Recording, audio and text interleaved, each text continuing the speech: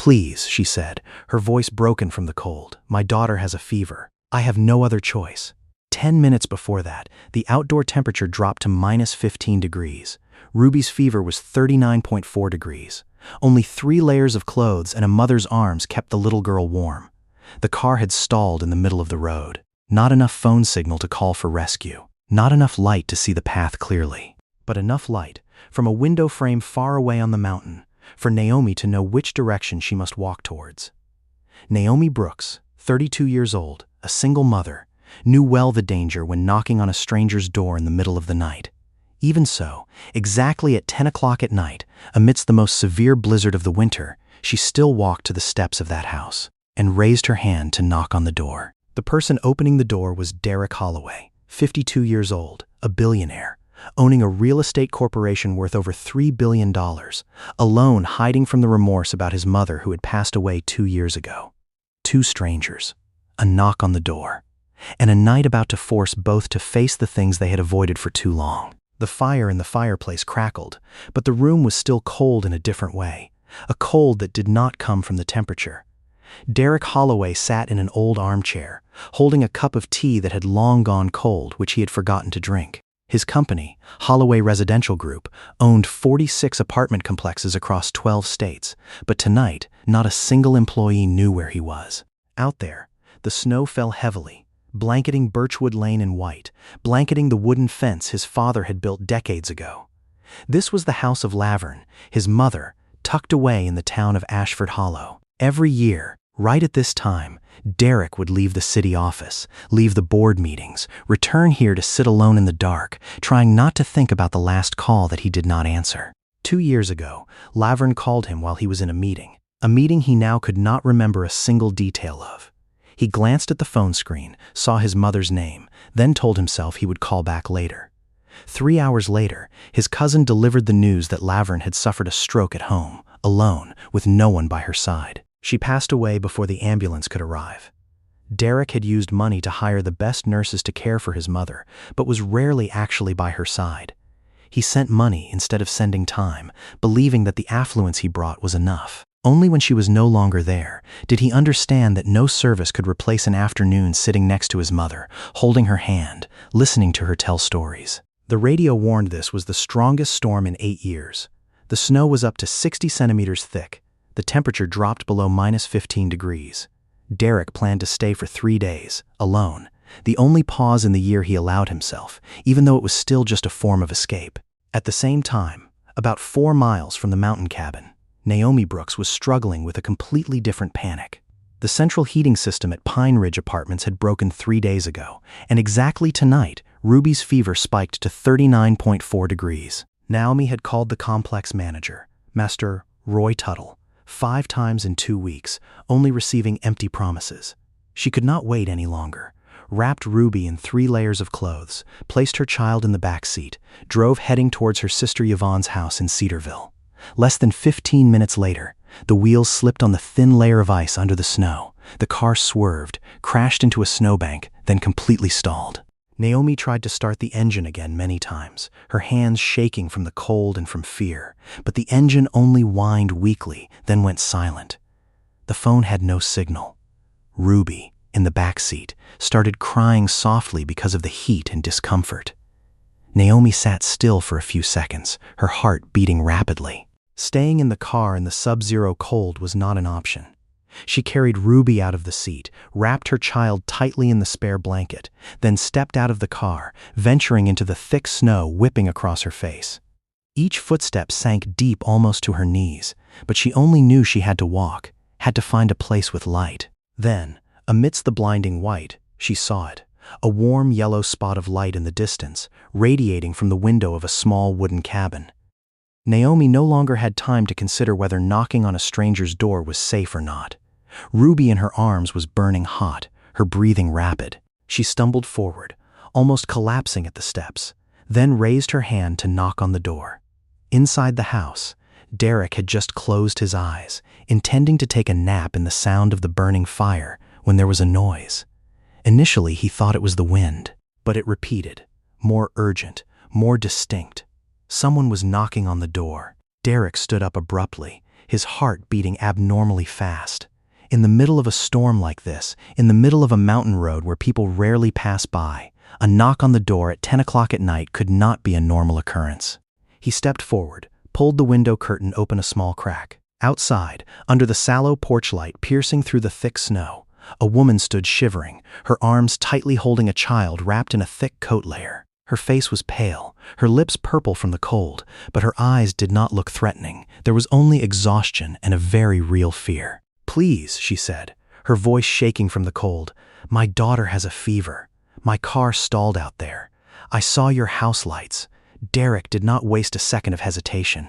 He unlocked, pulled the door open. The freezing wind rushed in, along with a flurry of white snow. "Come inside," he said, his voice hoarse from surprise. "Hurry up, before both mother and child freeze to death." The woman stepped in, almost collapsing as soon as the door closed behind her back. Derek hurriedly supported her elbow, leading both near the fireplace.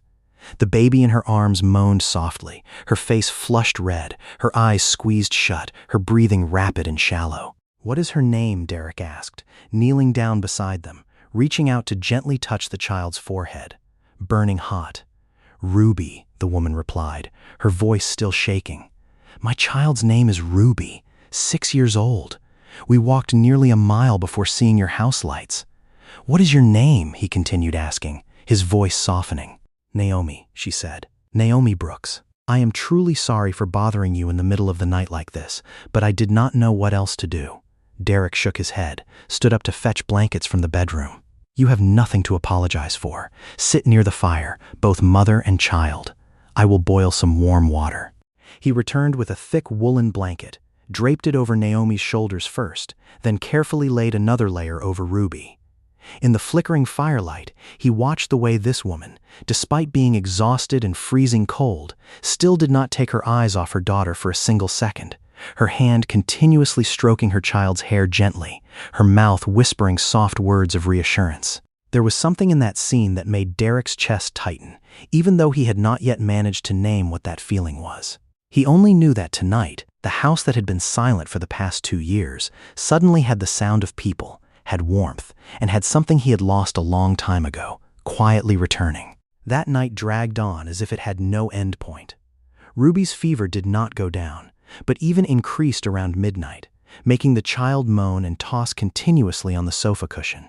Naomi did not leave her child for a minute. She checked the temperature with the back of her hand every 15 minutes, coaxed Ruby to drink small sips of water, wiped her child's body with a warm towel when she saw the baby's skin was burning hot, then pulled the blanket to cover her carefully when the shivering hit. Derek sat in the corner of the room, initially only intending to leave them in peace, but he could not take his eyes off. There was a calmness in the way Naomi did everything, no panic, no complaining, just a series of precise actions, patient to the point of almost becoming instinct. He had seen many highly paid nurses care for his mother, but had never seen anyone do that with the eyes like Naomi was looking at her daughter, a look that could not be bought with money. "Where did you learn how to care for a sick child?" he asked softly, breaking the silence. Naomi did not raise her head, her hands still wringing out the towel in the basin of warm water. "Learned nowhere. Being a single mother for 6 years, you will just know.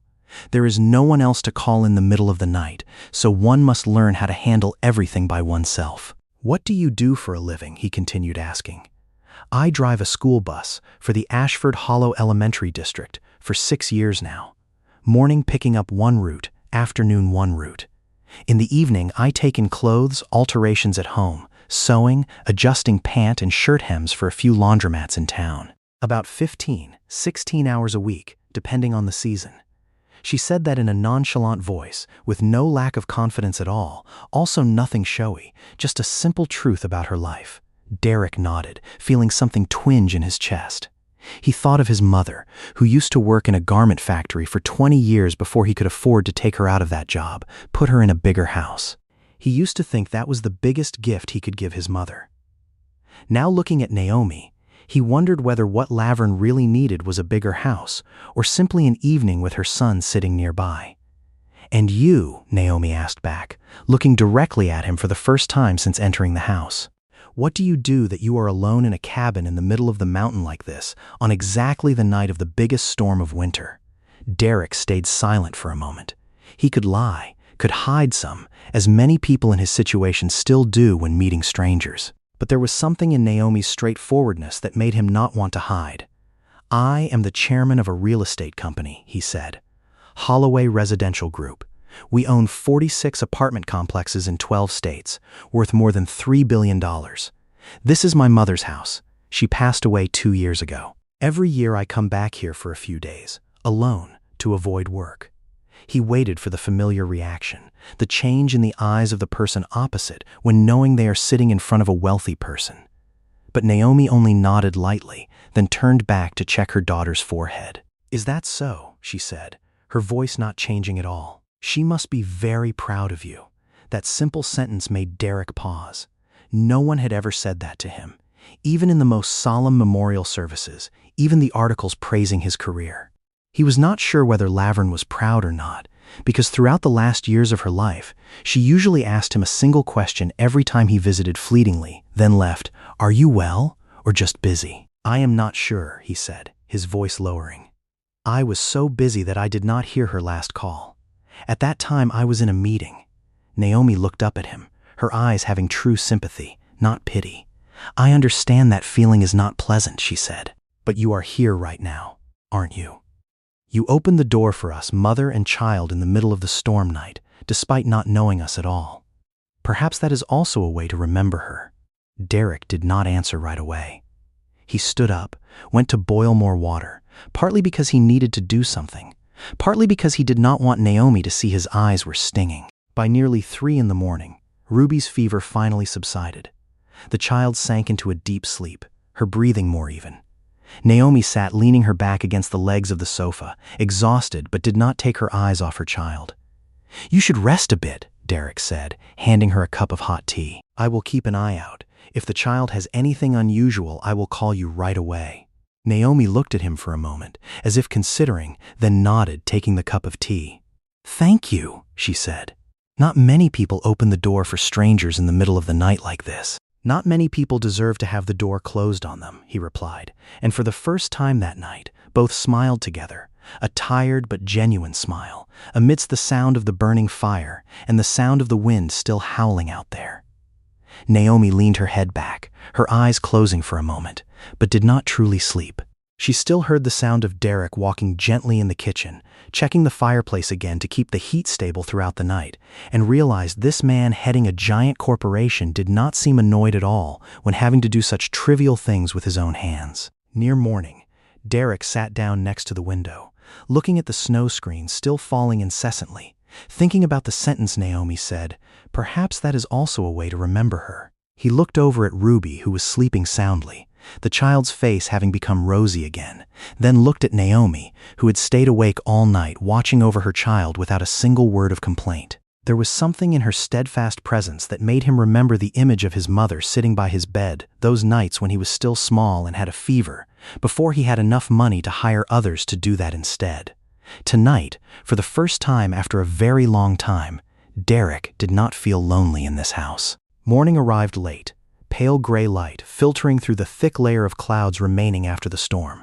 The snow had stopped falling, but Birchwood Lane was now buried under a thick layer of snow nearly half a meter deep, without a single tire track to prove there was life out there. The radio confirmed the mountain roads would not be cleared of snow until late afternoon, possibly the next morning. Ruby was much more alert, sitting up to eat a little oatmeal Derek cooked, although her voice was still hoarse. Naomi sat next to her child, but her eyes occasionally darted out the window, worry clearly visible on her face. "What is the matter?" Derek asked, placing his coffee cup down on the table. "I am thinking about my apartment," Naomi replied, her voice a bit tired, not knowing if Mr. Tuttle has sent someone to fix the heater yet, or is again letting the residents in the complex continue to suffer the cold like the few households with elderly and young children. "I have called him 5 times in 2 weeks already." "What is the name of the complex you live in?" he asked, only out of politeness, not having thought much yet. "Pine Ridge Apartments," she said. 84 units, about 4 miles from here, near the foot of the mountain. Derek nodded, only intending to reply with a polite sentence of sympathy. but there was something in the name Pine Ridge that made him pause. He had heard that name somewhere before, in a financial report or a summary table of the Northeast Region asset portfolio. "Which company did you say manages that complex?" he asked, his voice suddenly more serious. Naomi frowned, a bit surprised at the change in his voice. "On the lease contract it says Summit Point Property Management." Why, Derek felt his stomach tighten.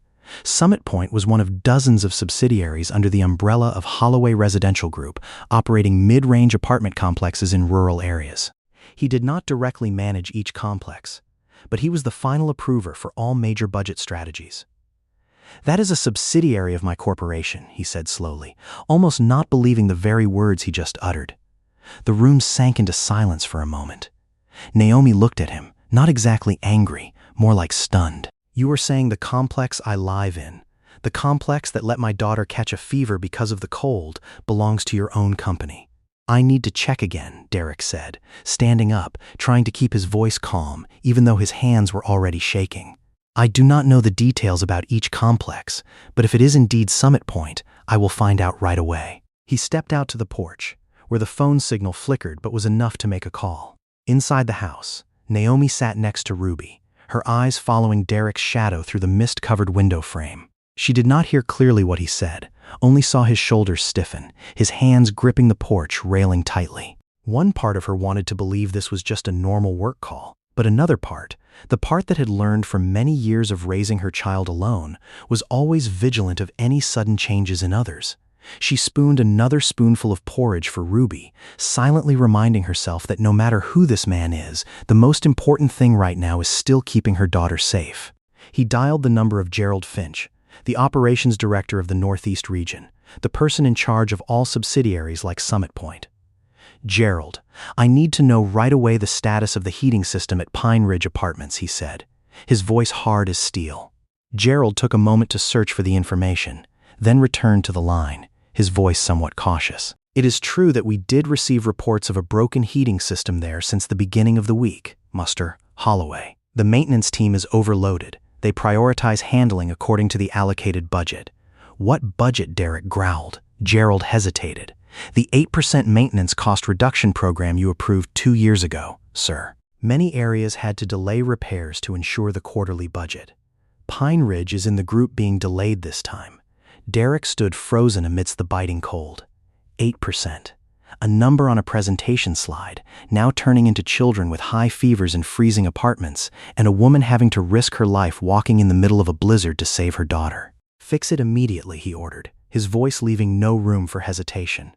"Send an emergency team to Pine Ridge today if the roads are passable, or as soon as the roads are cleared. Arrange hotels for all residents if the heating system cannot be restored within 24 hours. The costs I will approve separately, not counting towards this quarter's budget anymore." He hung up the phone, stood silent for a long time in the cold, a feeling of shame rising in his chest like a wave of nausea.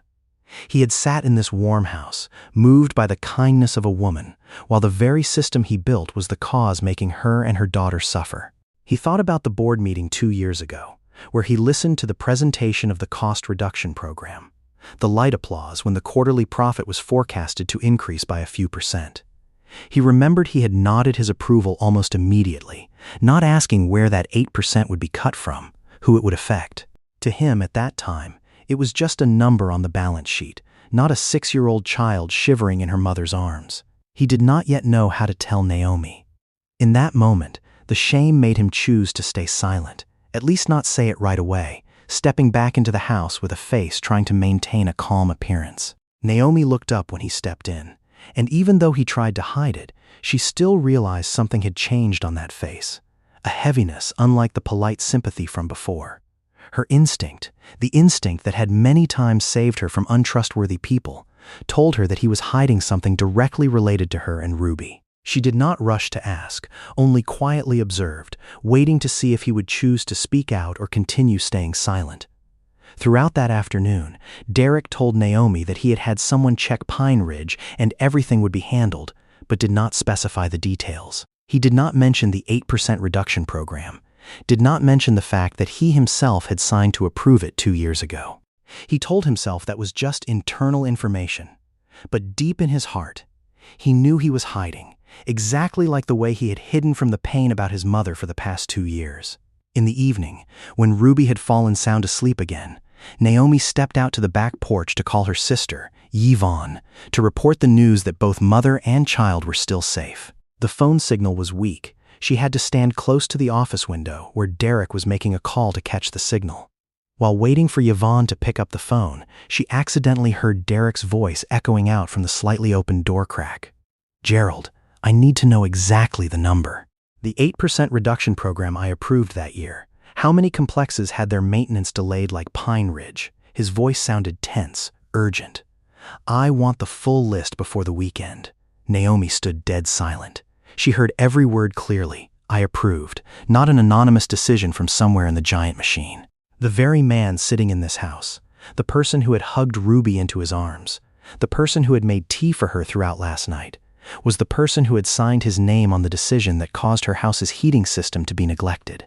She stepped into the house. The call with Yvonne had been completely forgotten. Derek heard the footsteps, turned around, and just by looking at Naomi's face, he knew she had heard everything. "Naomi, I can explain," he said, his voice breaking. "You do not need to explain the fact that you are rich," she said, her voice shaking but firm.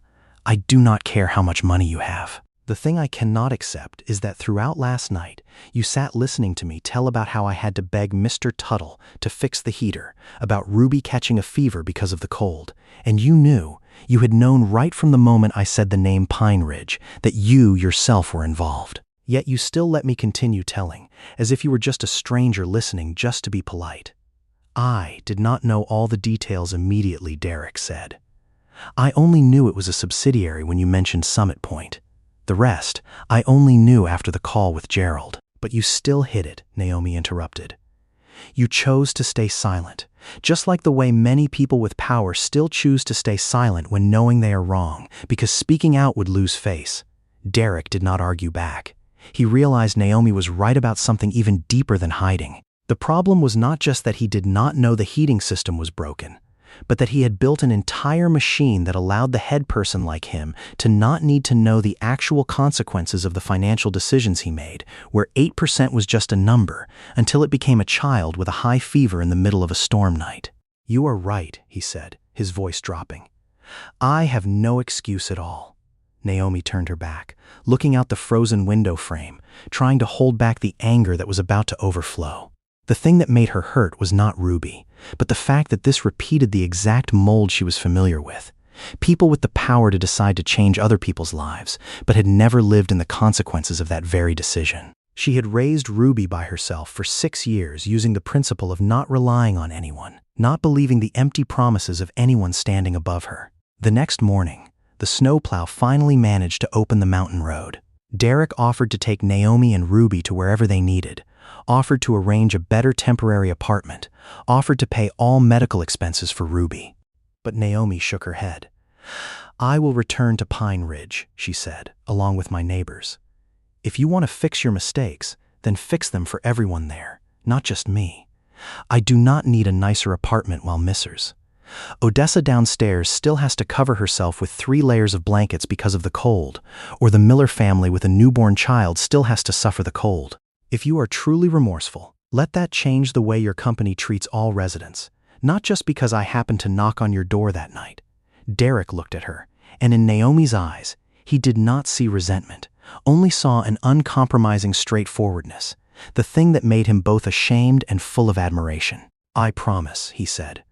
"The entirety of Pine Ridge will be repaired, not only the heating system but all outstanding issues. I will monitor this matter myself." Naomi nodded, wrapped Ruby into the thick coat, preparing to leave with the rescue vehicle Derek had called to take them back to town. Before stepping out the door, she stopped for a moment. "Thank you for last night," she said. "But I hope next time, if you know you are involved in something, you say it right away, no matter how hard it is to hear." Derek pulled out a business card from his wallet, handed it to her. "This is my private phone number," he said. "Not for you personally, but so you can contact me directly if the repairing of Pine Ridge has any problems, or if Mr. Tuttle delays again like before." Naomi took the business card, nodded briefly, then put it into her coat pocket without saying another word. The door closed behind her back. Derek stood alone in the middle of the empty house, looking out at the white snow road where the rescue vehicle was gradually fading from sight. Naomi's sentence kept echoing in his head. If you are truly remorseful, let that change the way your company treats all residents. As for inside the rescue vehicle, Naomi sat hugging Ruby, watching the small cabin gradually disappear behind the snow screen, and wondering whether she had just done the right thing by trusting a stranger, or was just repeating an old mistake under a different shell. Both, although at two ends of the road, knew this encounter had not truly ended. If the story of Derek and Naomi is touching you, please press subscribe to the channel and leave a like. That is the smallest way for us to continue accompanying each other through stories like this. If you are watching on a phone, do not rush to turn off the screen, because the next part, when Derek returns to the city, is much more tormenting compared to the blizzard night just past. Returning to the city, Derek did not go back to the working rhythm like every time after the winter break. The first thing he did was summon an emergency meeting with the entire regional operations team, demanding a comprehensive audit regarding the status of delayed maintenance across 46 apartment complexes belonging to Holloway Residential Group. He wanted to know exactly how many other Pine Ridges were existing in his system. The results made him unable to sleep for 3 consecutive nights. There were up to 217 repair requests marked low priority over the past 2 years, mostly related to heating systems, hot water systems, and fire escape stair safety, all delayed because of the same 8% reduction program he once approved. In a complex in Ohio, an 81-year-old lady had to use a portable electric heater for 42 days, an item that almost caused a fire, while in Virginia, the only elevator for disabled people was broken for 6 weeks.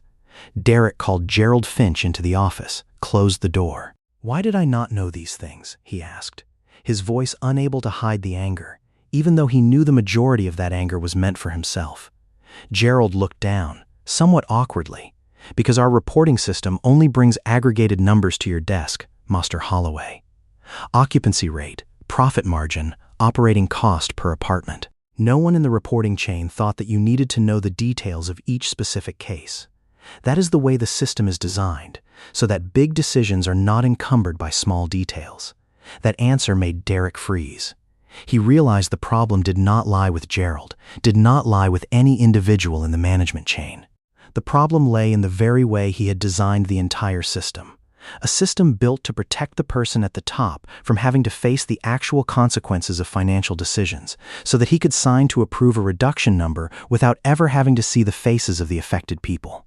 "From today," he said, "I want every maintenance report delayed past 30 days to be sent directly to me, accompanied by a specific description of the affected household, not just the apartment code. I want to see humans, not just numbers." In the next 3 weeks, Derek personally visited 6 apartment complexes in the list of 217 cases, a thing he had never done throughout 24 years of running the company. He went with the maintenance team, knocked on every apartment door, asked residents directly about what they had gone through. In New Jersey, a single father told that he had to miss work for 2 days waiting for plumbers to fix a burst water pipe, days of wages that could never be gotten back. In Maryland, an old man sitting in a wheelchair said he was used to calling, then no one coming, to the point of having stopped calling long ago. Every such story made Derek remember Naomi's face that night, her eyes when checking Ruby's forehead, her voice when telling about the times calling Mr. Tuttle and no one coming. He realized Naomi was not an isolated case. She was just one of hundreds of people who had learned how to live with the broken promises of a system that he headed, just the only person who happened to knock right on his house's door. While Derek struggled with his discoveries in the city, a few hundred miles away, Naomi's life was also turning in a different direction, not because she wanted to, but because circumstances forced it. 5 weeks after the blizzard night, the Ashford Hollow School District announced a budget reduction decision, consolidating bus routes to save fuel and personnel costs. Naomi's route was merged together with 2 other routes, causing her working hours to decrease from 35 hours down to 18 hours per week. At the same time, one of the 2 laundromats she took in clothes alterations for also closed because the owner retired, causing her income source from sewing to decrease by nearly half. Naomi tried to manage. She applied for extra shifts at the remaining laundromat, took on extra weekend cleaning jobs, cut all non-essential expenses, stopped buying fresh meat, switched to cheap beans and pasta, cut Ruby's hair herself instead of taking her child to the salon. But the rent of $860 a month, food money, Ruby's after-school care money, car insurance money, and the $600 sum for fixing the stalled car on the storm night all far exceeded what 18 working hours a week brought in. By the end of the second month, she was late on paying rent, and the landlord started sending reminder notice papers pasted outside the door, this paper following another paper. She did not think at all about contacting Derek. In her mind, the storm night encounter had closed, a past chapter, even though sometimes she still remembered the image of him sitting by the fireplace, carefully covering Ruby with a blanket. She told herself she had overcome difficulties alone before, and she would overcome again this time, with her own hands and perseverance, like the way she had always done since the day she became a single mother. Yvonne, her sister, offered to lend money, but Naomi refused, knowing well Yvonne was also struggling to raise 3 children with a nurse's salary. She lay awake every night, calculating the numbers back and forth in her head, trying to find a way out without needing to humble herself to ask anyone for help. But the numbers still did not change. The gap between what she earned and what she needed widened even more. Life, sometimes, does not give people as many choices as they think. That same week, in the city, Derek had just completed the second audit round with the list of 217 delayed cases, and he found himself frequently thinking about Pine Ridge more than any other complex in the portfolio, even though the report stated everything there was settled. He had resisted the urge to call to check on Naomi and Ruby, reminding himself that she had made it clear. This was a private matter that had closed, not something for him to interfere in further. But there were evenings, sitting alone in the large apartment in the middle of the city. He would remember the way Ruby smiled when receiving the cup of water with honey, and wonder whether the mother and child were okay, in a way he had no right to ask. He did not know it all. Right at that moment, a few hundred miles away, Naomi was facing a night even more difficult than the blizzard night that year, a crisis with no lights for her to seek out. Friday afternoon, the 7th week after the storm night, Naomi sat at the kitchen table, staring intently at the 3rd overdue notice from the Pine Ridge Management Board, along with an unpaid car repair bill and a message from Ruby's teacher asking whether the family needed free lunch support for the upcoming semester or not. She looked at Ruby sitting coloring in the living room, innocently knowing nothing about the numbers weighing heavily on her mother's shoulders, and felt a wave of self-pity rise in her throat. She had tried every way. She applied for part-time jobs at the supermarket, at the coffee shop, at the warehouse near the highway, but nowhere called back. Her bank account balance now was only $43. She had sold the second sewing machine, the old dining table her mother left behind, just to have cash to cover through the week. She opened the cabinet drawer, where she kept the business card Derek handed the day she left the mountain cabin. She had looked at it an unknown number of times over the past 7 weeks, every time putting it away again, telling herself she did not need to. She would manage by herself, as she had always done since the day Ruby's father left the lives of the mother and child. But tonight, when looking at Ruby sleeping soundly in the apartment that had now become warm again, thanks to Derek keeping exactly his promise to repair Pine Ridge, Naomi realized self-respect, no matter how precious, also could not pay the rent, could not buy food, could not keep the lights in this apartment shining every evening. She thought of the sentence her grandmother used to say: "Asking for help does not mean being weak, just that no one can overcome every storm alone." She held the business card, sat down at the kitchen table, and dialed the number. Her hands shook lightly when it rang. Derek Holloway speaking. His voice rang out after a few rings. "Hello, I am Naomi." "Naomi Brooks," she said, trying to keep her voice calm even though her heart beat fast. "I apologize for calling at this hour." "Naomi," his voice immediately changed, having obvious concern. "Not a problem at all." "What is the matter? Is Ruby okay?" "Ruby is still well," she reassured immediately. "I am not calling because of that matter. I am calling because I need to ask you one thing, and I want to say it clearly right from the beginning. I am not asking for money.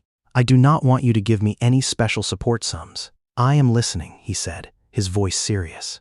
"The school district cut my working hours down to 18 hours a week. A laundromat I took in alterations for also closed. I just want to ask, is your company hiring for any position suitable for me?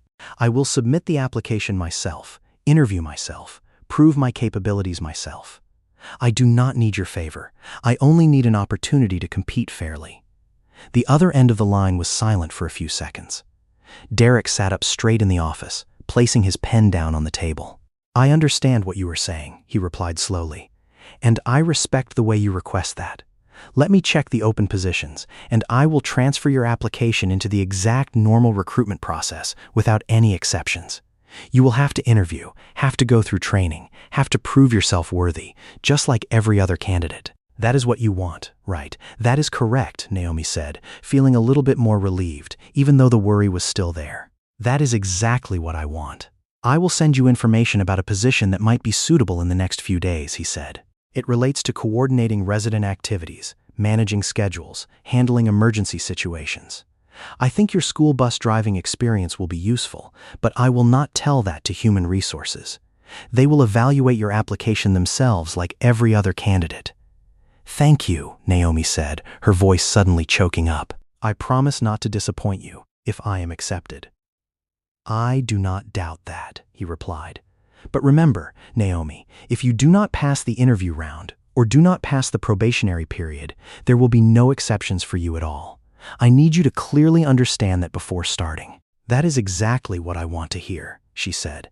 And for the first time in many weeks, she felt a true ray of hope, not because someone pitied her, but because she was about to have an opportunity to prove her own worth. After hanging up the phone, Derek sat silent for a long time in the office, looking out the glass window frame reflecting the city lights at night. He called Carla Jennings, the Regional Resident Operations Director, immediately, only to say a single sentence: let Naomi Brooks's application go through the exact normal process, no favoritism, no special privileges, and do not tell her that he had called. He wanted Naomi to get that job by her own capabilities, not by a phone call from the chairman's office, because he understood, more than anyone else right now, that the thing she needed was not a gift, but a door she could step through herself. 3 days later, an email from the Human Resources Department of Holloway Residential Group was sent to Naomi's inbox, notifying about the position of Resident Operations Coordinator Trainee, a trainee Resident Operations Coordinator, at the regional office about a 40-minute drive from Ashford Hollow. She submitted an application like any other candidate, wrote a resume, asked for a recommendation letter from the principal of the school where she drove the bus, and prepared for the interview with an anxiety she had never experienced since the first time applying for a job at 22 years old. The interview was directly conducted by Carla Jennings, the Regional Resident Operations Director. Carla was a woman in her 40s, sharp eyes, a straightforward working style without beating around the bush. She did not mention Derek Holloway at all during the 45-minute interview, only focusing on asking about how Naomi handled real-life situations. Tell me about a time you had to handle an emergency situation while driving a bus full of students, Carla asked. Naomi recounted a winter morning last year when a second-grade student had a seizure right on the bus while she was driving 34 children on a deserted stretch of road. She had safely pulled the bus over to the side, called an ambulance, kept calm to reassure the whole bus, and simultaneously contacted the school and parents at the same time, all within less than 6 minutes.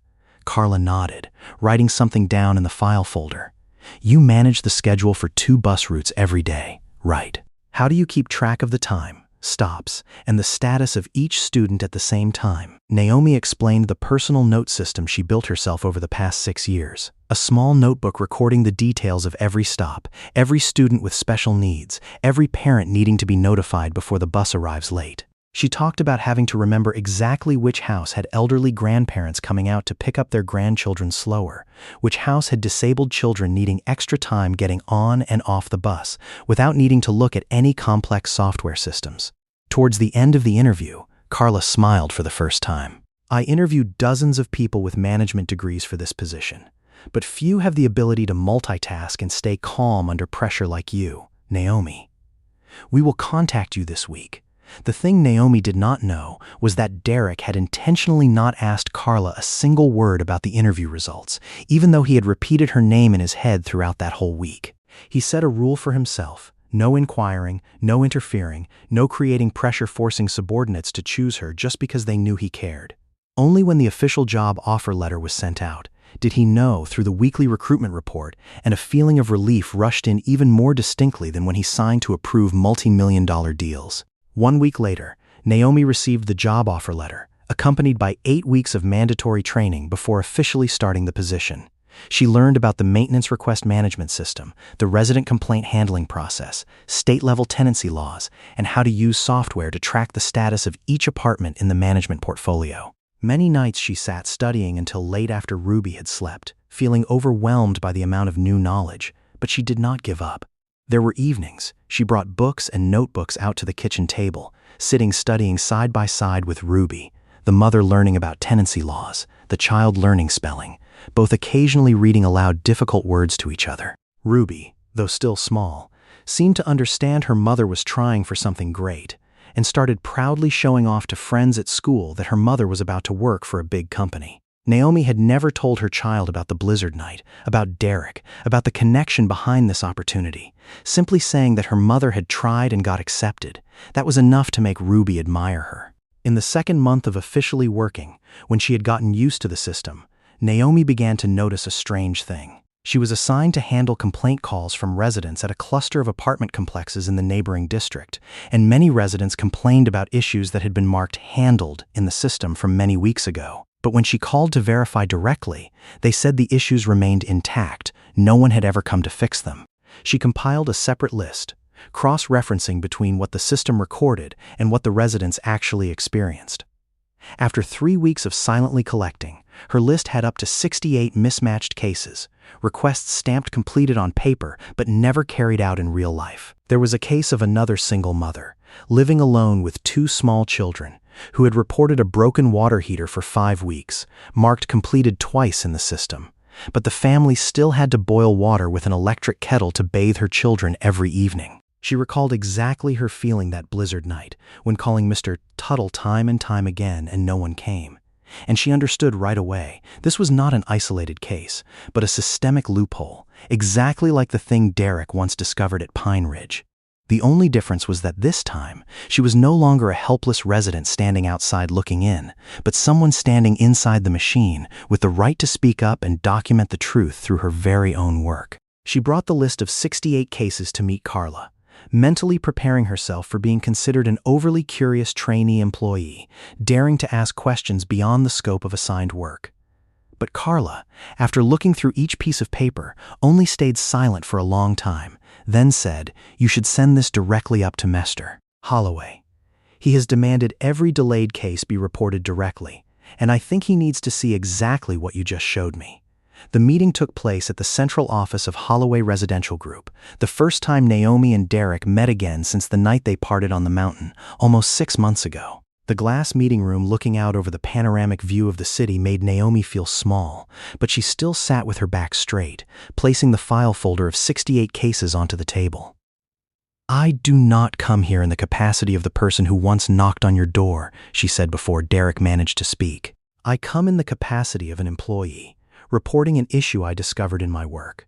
Derek nodded, picked up the file folder, flipped through each page. The more he read, the more his face sank.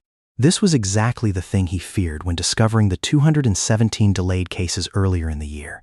Not an isolated incident, but an operating culture where the act of stamping completed on paper was more important than the act of truly solving the problem for humans. "I want you to help me build something," he said, placing the file folder down. "Not a temporary fix, but a true set of standards for the way we treat residents.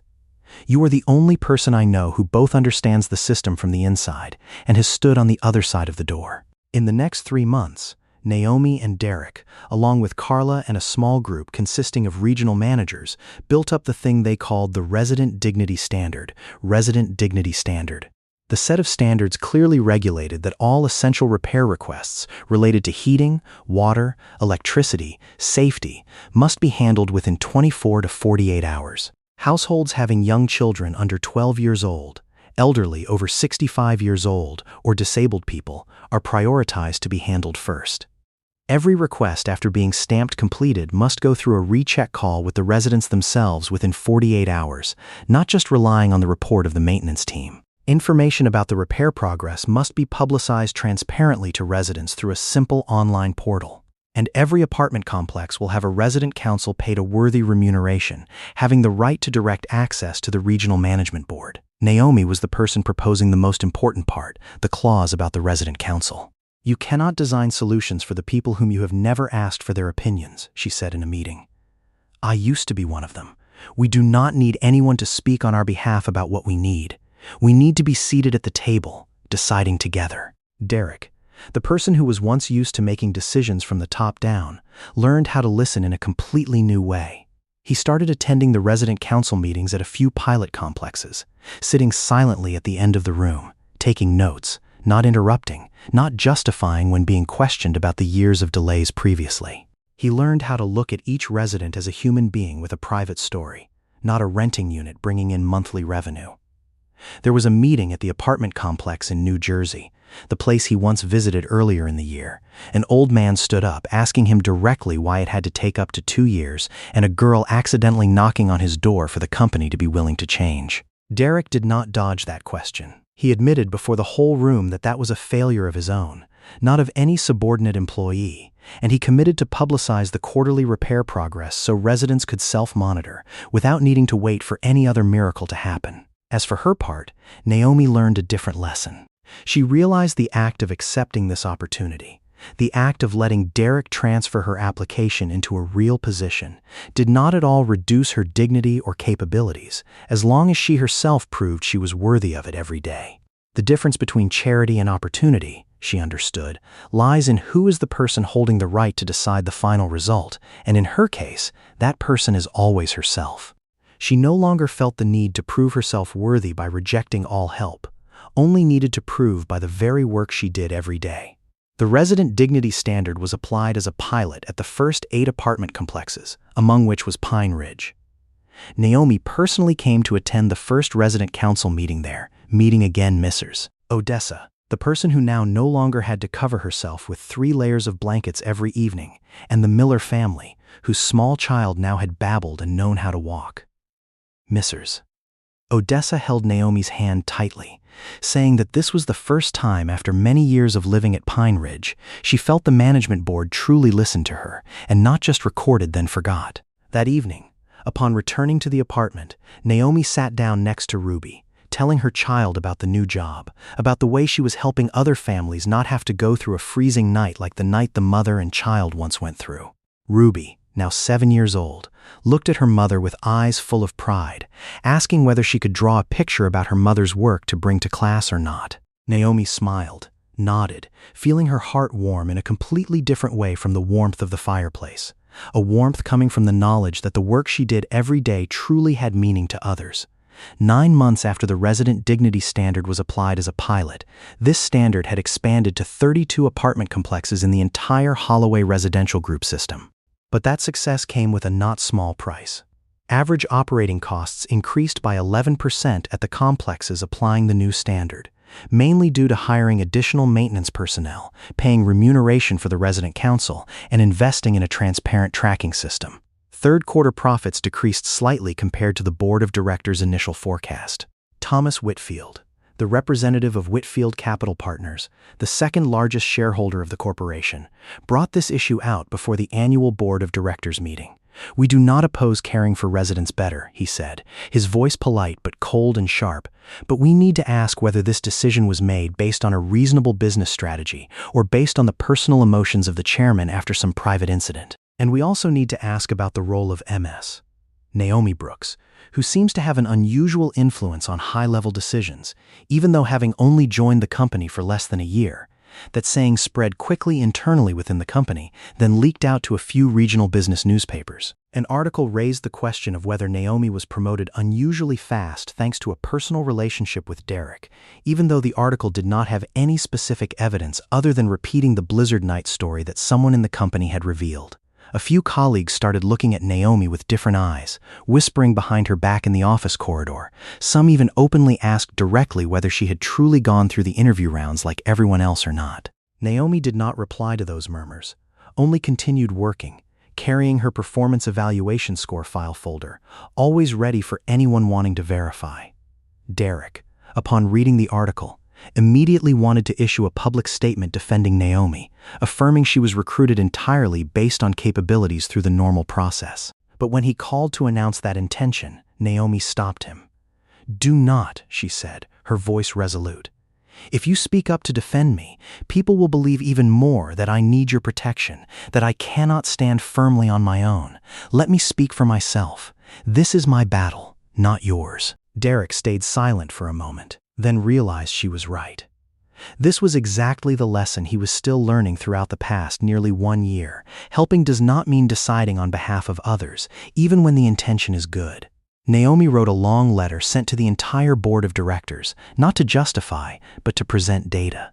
She brought out the figures of the complaint rate, decreasing by 63% at the complexes applying the new standard, the lease contract renewal rate increasing by 28%, litigation costs related to living conditions decreasing by nearly half, and insurance data showing fire risks from temporary heating devices decreasing significantly. She ended the letter with a sentence: "I do not have a business administration degree, but I used to be a person standing outside that door, waiting for someone to listen." These numbers prove that listening is not sentimental. It is the wisest business strategy that this company can pursue. The board of directors invited Naomi to present directly at the next meeting. She stood before 12 board members, mostly men and women much older than her, wearing expensive suits, and she wore the most simple office outfit she had. Her hands shook slightly when holding the microphone, but her voice did not waver at all. "I know many people in this room wonder why I am sitting here," she opened. "The answer is simple. I used to be a resident of one of the apartment complexes belonging to this company. I once called to ask to fix the heating system 5 times in 2 weeks, and no one came. My daughter had a high fever because of that. I do not stand here to tell a touching story. I stand here to say that what happened to my family had happened to hundreds of other families in this system, and the new standard is not a charity project. It is the only way for this company to stop losing money on lawsuits, on the tenant departure rate, on the reputation being damaged." Thomas Whitfield questioned her harshly about the increased costs, about whether this model was sustainable at a larger scale or not. Naomi answered every question with specific data, not dodging, not defensive, frankly admitting the points the model still needed to improve, but firmly defending the core principle that the dignity of the residents is not a cost that can be cut to optimize short-term profits. At the end of the meeting, the board voted to keep intact and continue expanding the resident dignity standard, with a close ratio but enough to pass. Derek, sitting at the end of the room throughout the meeting, without speaking a single word exactly according to his promise to Naomi, felt a pride that he had never felt from any successful business deal previously. 2 years passed since that first blizzard night. The resident dignity standard has now been applied across all 46 apartment complexes of Holloway Residential Group, and 3 other real estate corporations in the region also started referencing this model after an industry magazine published a report about its effectiveness. The complaint rate decreased sustainably. The tenant retention rate increased. Litigation costs decreased deeply through each quarter. Naomi is now the resident operations director for the entire Northeast region, in charge of 19 apartment complexes, managing a team of 22 employees. She achieved that position not through a phone call or an acquaintance relationship, but through every performance evaluation round, every project she completed, every time she proved herself worthy exactly like the condition she set with Derek right from the first call. She had bought a small house at the edge of Ashford Hollow Town, not big, but her own, in her name, paid for by the very salary she earned. Derek also changed, in a deeper way than what he had ever imagined. He no longer used work as a shield to avoid the pain about his mother anymore. Every quarter, he spends at least 1 week personally visiting the apartment complexes in the portfolio, sitting, listening to the resident council, eating dinner with families willing to invite him, a habit that initially made his assistant team confused, but has now become an indispensable part of the way he runs the company. This winter, right on the occasion of the 4th anniversary of Lavern's passing, Derek returned to the small cabin on Birchwood Lane. But this time, he did not come to hide alone in silence like the previous years. He had had the house renovated, installed an additional backup heating system running on a generator, stocked warm blankets, food, and basic medicines, turning it into an emergency support point for anyone in distress amidst extreme weather spells on this treacherous mountain road, exactly the way the cabin once saved Naomi and Ruby that night. He placed a small sign near the gate, bearing the simple text, "This light is always on for whoever needs shelter," and instructed the regional manager to leave the porch light on all night whenever there is a storm warning in the area, never to be turned off. Naomi and Ruby came to visit him exactly on that afternoon, bringing along a box of homemade cookies. Ruby, now 8 years old, significantly taller, confidently stepped into the house with a rolled-up paper roll in her hand.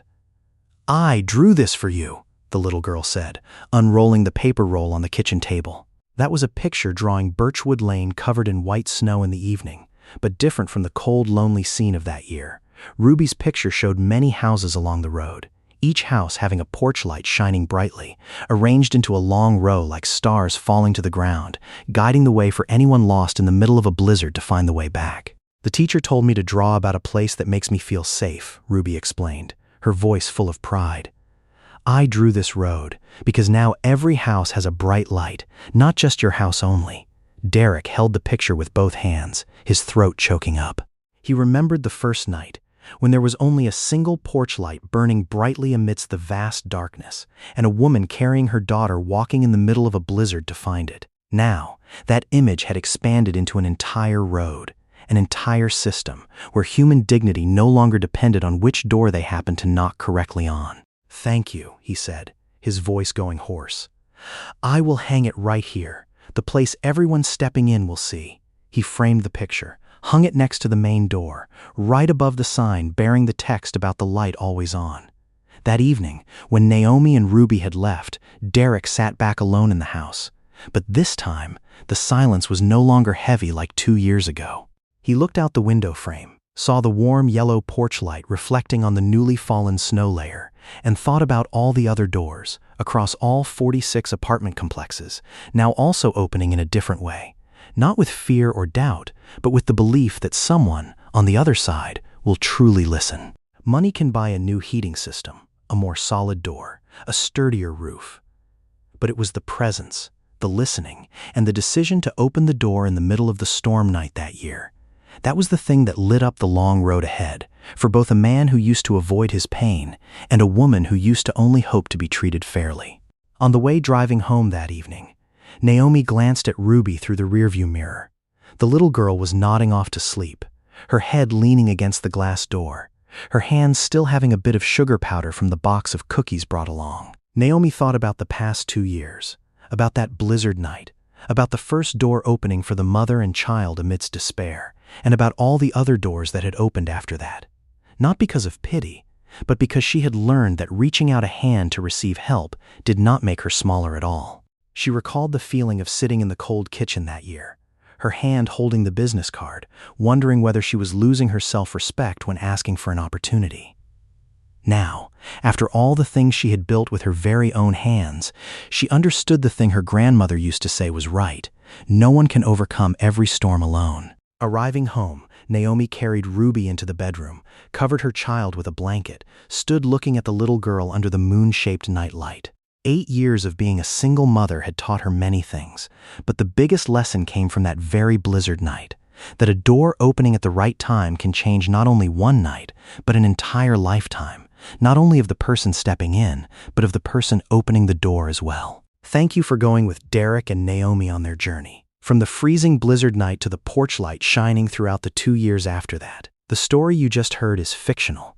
The character names, geographical locations, and specific details were all imagined by me. But the problem behind it is very real. Very many families out there, especially low-income renters, are still having to wait for weeks, even months, for the heating system or water pipes in their homes to be repaired. According to data analysis of the American Housing Survey by Harvard University, up to 13% of renters in the lowest income group said their landlords usually do not promptly repair major damages, while that figure in higher income groups is only 6%. I wrote this story after reading not a few similar accounts from people who used to experience that. And the thing that makes me most tormented is not the material deprivation, but the feeling of not being listened to, the feeling of one's call falling into silence time and time again. Hope you always have a door ready to open for you whenever needed. And hope one day, you yourself will also become that door for someone else. If this story makes you feel something, please subscribe to the channel, leave a like, and share it with the person you think of when hearing this story. See you again in another story, coming soon.